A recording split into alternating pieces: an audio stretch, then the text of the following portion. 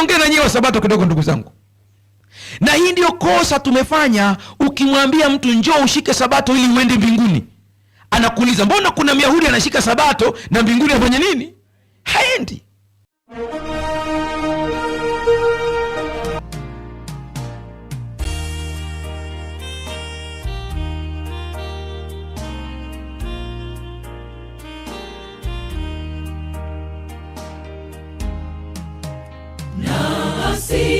Nasikia mwito, ni sauti yako, nikasafiwe kwa damu. Nije sasa kwenye matendo mema sasa. Si nitumie matendo mema au nitumie lugha gani? Au kushika sheria kuna mchango gani katika wokovu? Tuko sawa? Namba 1, hakuna. Na pozi hapo ili ingia akilini. Kwa sababu nitakapoirahisisha nikwambie ipo, nitakuwa nimekudanganya. Hakuna mchango wowote kwenye wokovu wako. Tumeokolewa bure na Yesu alilipa bei, iko fulu. Ukisoma Paulo anasema ya kwamba amelipa mpaka na ziada. Anasema kwa kuwa ile sadaka yake hailingani na kosa, ni zaidi ya lile kosa. Labda ungeniuliza tabia nzuri zina mchango gani katika wokovu? Na hiyo pia hazichangii. Tuna mtu yuko kule nje hachepuki kwenye ndoa yake, ni mzuri kabisa, lakini mbinguni haendi, maana hajampokea Yesu. Yaani Yesu akija haendi kabisa. Tuna mtu yuko kule haibi cha mtu, ni mwaminifu kabisa kabisa kabisa, lakini kwa sababu hana Yesu, mbinguni pia afanye nini? Ila tu zingatia kitendo cha wewe kumpokea Yesu kuwa Bwana na Mwokozi wa maisha yako, unapewa zawadi ya Roho Mtakatifu anayekubadilisha tabia. Tunaanza kuelewana sasa hapo? Hiyo ndio kazi ya Roho Mtakatifu. Kwa mimi Roho Mtakatifu akinibadilisha kutoka muongo hadi kuwa mkweli, kusema kweli kwangu hakuchangii mimi kwenda mbinguni, ila ni matokeo ya kuokolewa. Haleluya. Ngoja niongee na nyie wa Sabato kidogo, ndugu zangu. Na hii ndio kosa tumefanya. Ukimwambia mtu njoo ushike Sabato ili uende mbinguni, anakuuliza mbona kuna Myahudi anashika Sabato na mbinguni afanye nini? Haendi. Sishiki Sabato ili niende mbinguni, hata kidogo. Ninashika Sabato kwa vile nimeokolewa. Sijui kama inaingia akilini hiyo. Yaani ukashika Sabato na bado hujaokolewa, mbingu huna. Mshike mkono jirani yako, mwambie umeelewa au umelewa.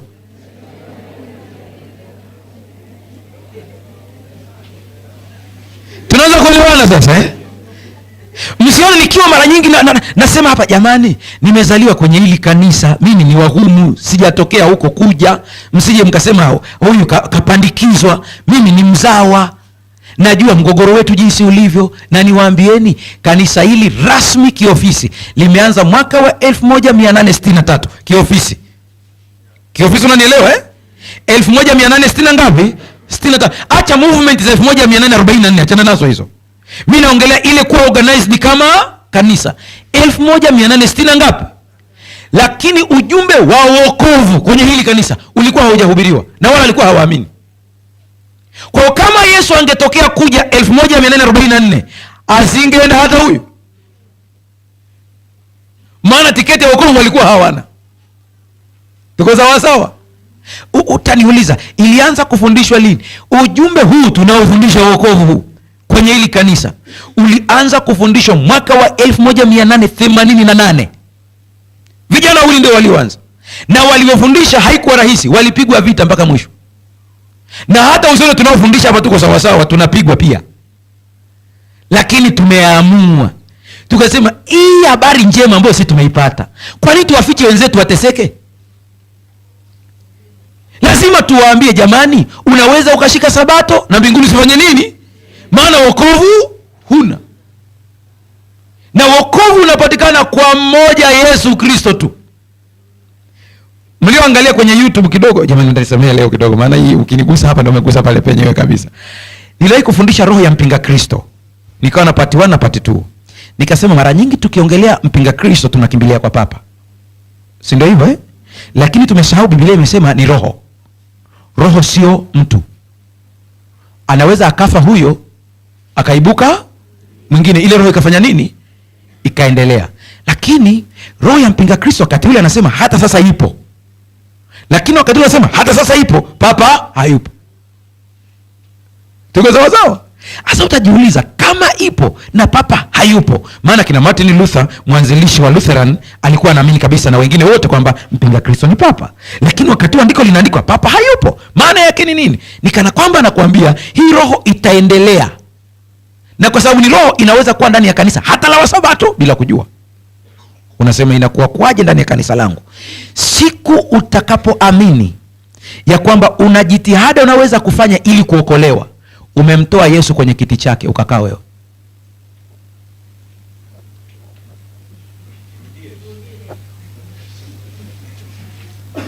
Siku utakapoamini ya kwamba unaweza ukaokolewa kwa nguvu zako, ukashika sheria mpaka Mungu aseme huyu ngoja nimchukue kwenda wapi? Siku ukiamini hilo, una roho ya mpinga Kristo. Maana yake umemtoa Yesu kwenye kiti chake cha wokovu, umekaa wewe. Kwa nini? Hakuna anayeweza kuokolewa bila Yesu. Hayupo. Hata tukuone ni msafi kiasi gani. Wanasema kwa nini? Sera ya kuingia mbinguni nasema hivi, mbinguni hakiingii kinyonge wala chenye mawa. Unasikia hiyo sentence? Ili uingie usiwe na dosari hata kadoti. Kasionekane. Niambieni kwa hii sera tunaenda sisi hapa. Pasiwe na kadoti hata kadogo. Yaani unaweza ukashika amri zote, ili unataka kuingia tu hivi tap, Mungu anakuambia una tabia kusonya, rudi.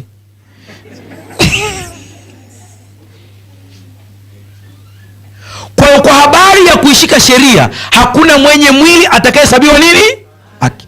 Ndio maana ikabidi aje Yesu ambaye alishika sheria yote bila kuvunja hata, bila dosari yoyote, ili kupitia yeye tuokolewe. Rafiki yangu, umenielewa sasa? Halo, bwana mdogo, umeanza kunielewa sasa? Matendo mema hayachangii nini? Lakini aliyeokolewa atakuwa na matendo mema. Sabato haikupeleki mbinguni, lakini aliyeokolewa atashika.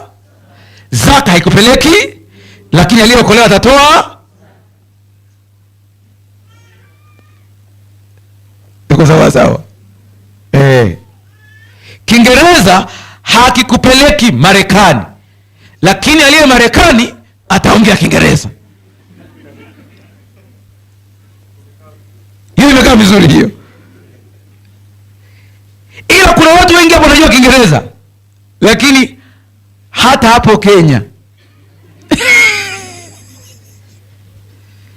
Sasa sikilizeni ndugu zangu. Mna habari kwa nini Yesu amechelewa kuja? Naongea na nyie. Mna habari kwa nini Yesu amechelewa kuja? Hamjui? Mathayo 24:24, andika tu wewe mwenyewe kama nitakuwa sijaikosea. Tena habari njema ya itahubiriwa. Sikiliza vizuri. Tena habari njema ya, mtanisaisha kama nimetaja fungu ambalo sio sahihi. Ni 14:24. Asante sana. Tena habari njema ya ufalme itahubiriwa duniani kuwa nini? Alafu ndipo tuongeja ndipo mwisho. Je, amesema kwa kuwa papa atasaini amri ya Jumapili?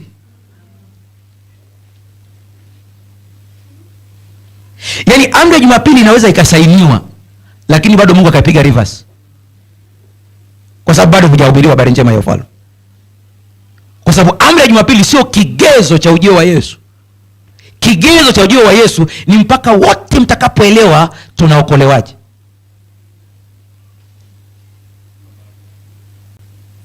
Haleluya. Haleluya. Na hivi mnavyoniona, nina uchungu mwingi tangu nilipoanza kujua hii kitu.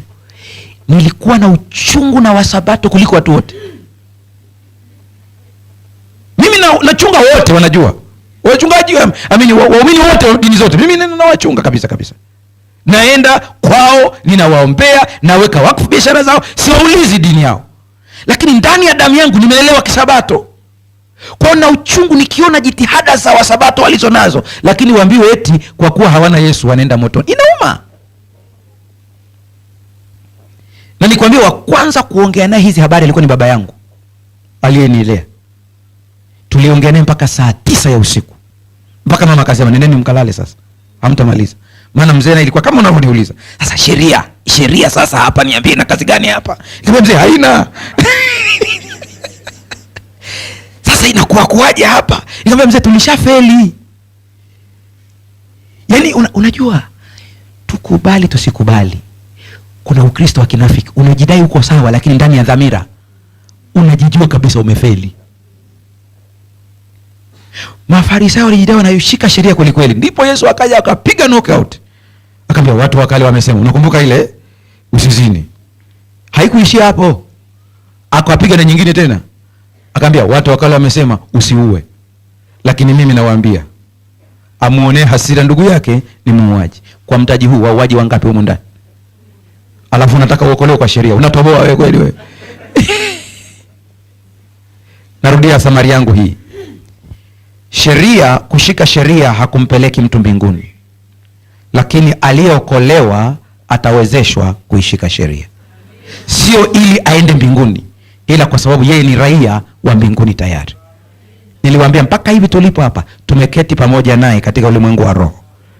Ndio sababu katika muujiza mkubwa ambao hata wanasaikolojia wanaushangaa ni kitendo cha watu wanaompokea Yesu kubadilishwa tabia zao bila kansela. Na wenyewe wanashangaa, sema inakuaje hii? Ni muujiza wa Roho Mtakatifu. Ila usije ukajivunia ushikaji wa sheria wako ukafikiri kwamba utakusaidia. Yesu pekee ndiye anayesababisha tuingie mbinguni. Ndipo tunaimba wimbo mmoja ya kwamba tukifika kule na taji tutaweka miguuni pa nani? Pa Yesu. Unajua maana yake ni nini? Taji maana yake ni ushindi. Yaani tutaonyeshwa tulivyokuwa na udhaifu. Tutaonyeshwa uhalisia wetu wote. Tutaonyeshwa mpaka wakati tulipoomba na mashaka, lakini bado neema ilitubeba.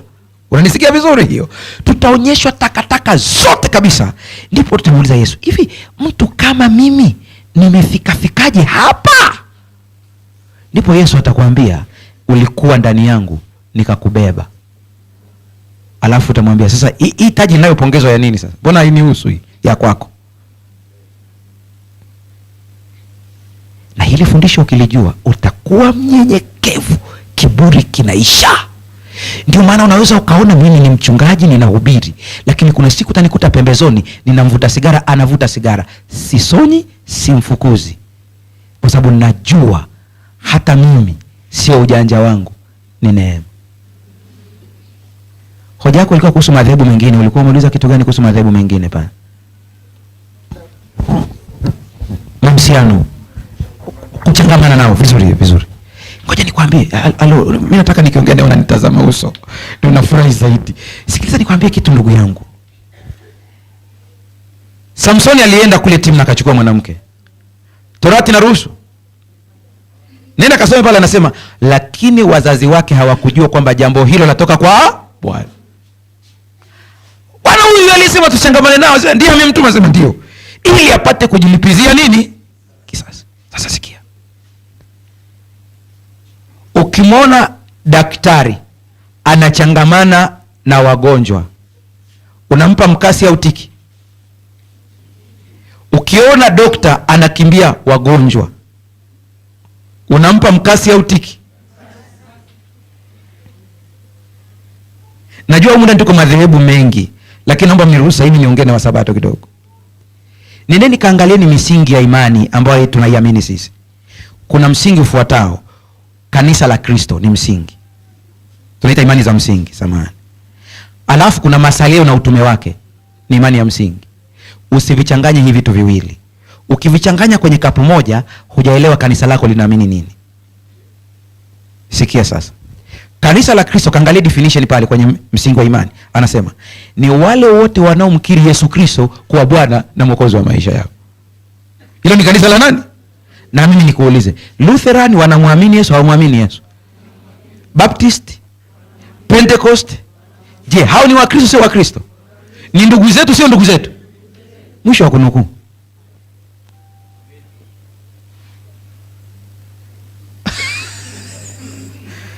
Hiyo ni kwenye imani za nini? Za msingi kabisa za kanisa letu.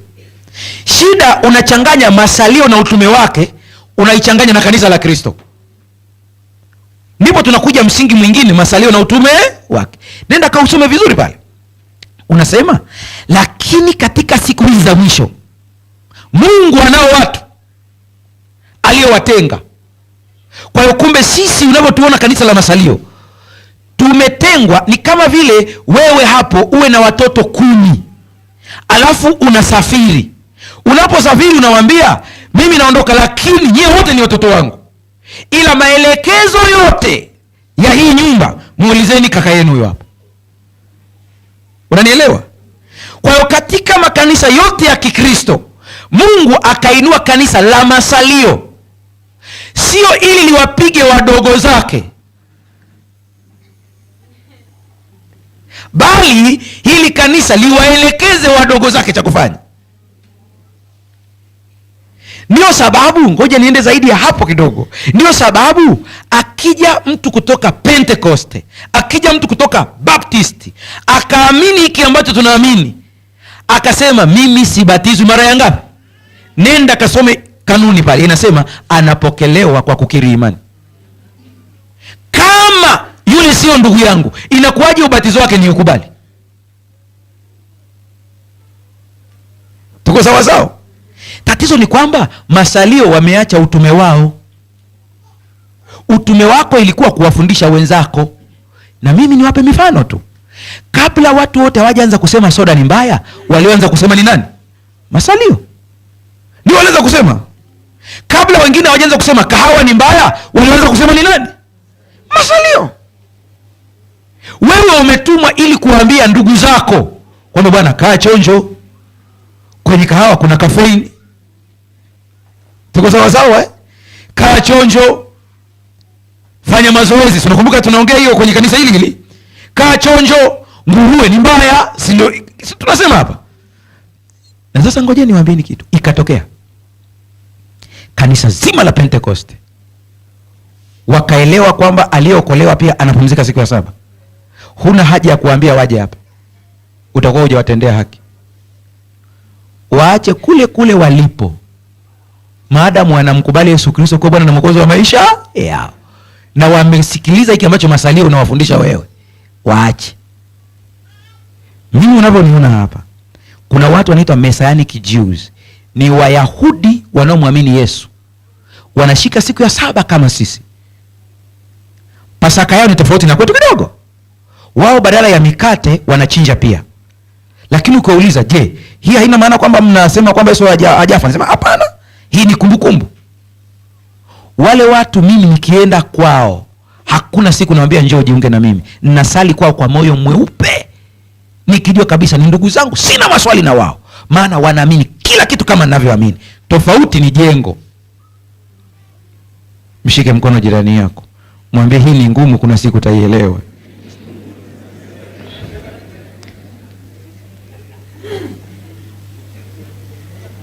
Haleluya. Ukiniona siku naendesha ibada KKT, usije ukanishangaa. Niko kwa ndugu zangu. Kwa taarifa yako, hata sisi tulioko hapa, wengine kando ya sisi tuliozaliwa humu, wengine wote mna asili ya huko ndo mkaja hapa. Si ndio maana yake hiyo? Je, mngetengwa? Mngejua hii? Tuchangamane na ndugu zetu, tujifunze nao kwa upendo. Ukijua kwamba wewe katika watoto wa Mungu waliowekwa, Mungu alikuweka masalio uwe mwalimu wa wengine. Akikwambia nimeelewa, nahitaji na mimi nikasali na wewe, mwache aje. Akikwambia ngoja niendelee kujifunza, endelea kumfundisha. Haleluya.